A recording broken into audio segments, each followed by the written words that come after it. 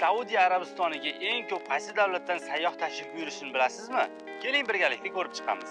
2024-yilda Saudiya Arabistoniga 27 milliondan ortiq xalqaro sayyoh tashrif buyurdi. Bu tarixdagi eng katta ko'rsatkich va shu bilan Saudiya dunyo bo'yicha 15-o'ringa chiqdi. Eng qiziqarli tomoni shundaki, bu sayyohlarning barchasi faqat haj yoki umra uchun kelmagan. Bugungi kunda Saudiya yangi turizm yo'nalishlarini rivojlantirib, tarixiy joylar, zamonaviy shaharlar va ajoyib tabiat manzaralari bilan millionlab sayyohlarni o'ziga jalb qilmoqda. Keling Saudiya Arabistoniga eng ko'p tashrif buyuradigan top 4 ta davlatni ko'rib chiqamiz. 4-o'rinda Kuvayt davlati 2,1 million sayyoh.